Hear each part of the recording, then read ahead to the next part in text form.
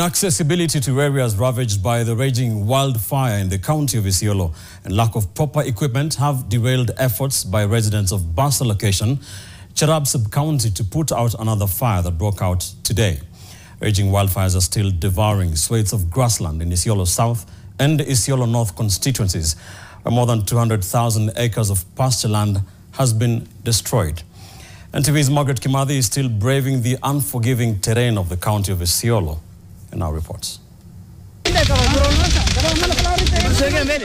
day after the residents of Bassa successfully extinguished a fire that had been burning their pastures for 7 days, another fire broke out on Thursday. Despite the efforts, their hopes to salvage what is left continue to fade.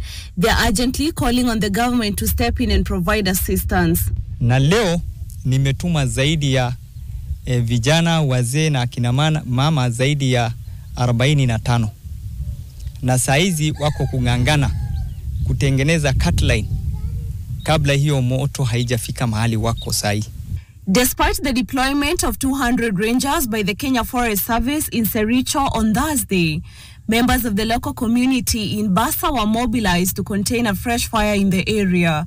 Bassa location chief Nurosime said the rangers were deployed to Sericho, where residents had managed to contain the fire. Lakini huo moto vile tumeangalia ni moto kubwa kuliko ile tulizima katikati yetu na Sericho.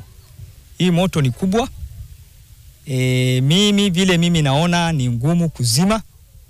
So tukipata hawa officers ya Red Cross, ya KWS na hawa officers ya KFS itakuwa rahisi kwetu.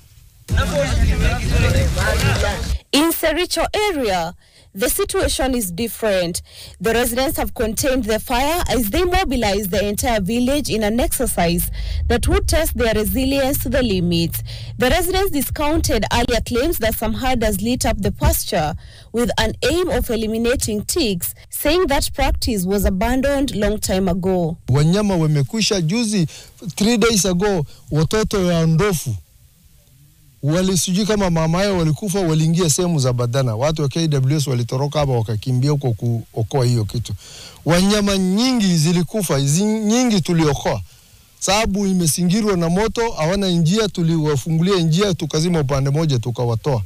Wenyewe hapa wako na hofu sana kwa sababu hii ni mategemeo yao ya maisha, kwa sababu hii ni jamii ya wafugaji na ufugaji unategemea malisho.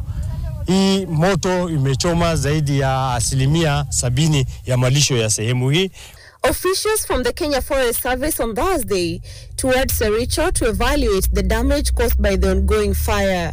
During the visit, they assured the public that efforts to contain the fire would be prioritized. However, they warned that if the fire is not brought under control soon, it could spread to residential areas. By yesterday, Mary was completely contained.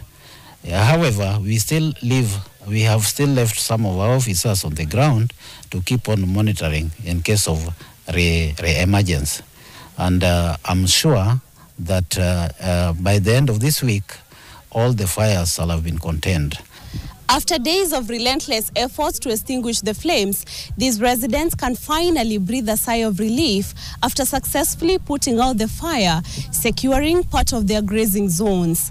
Margaret Kimathi, NTV, in Sericho, Isiolo County.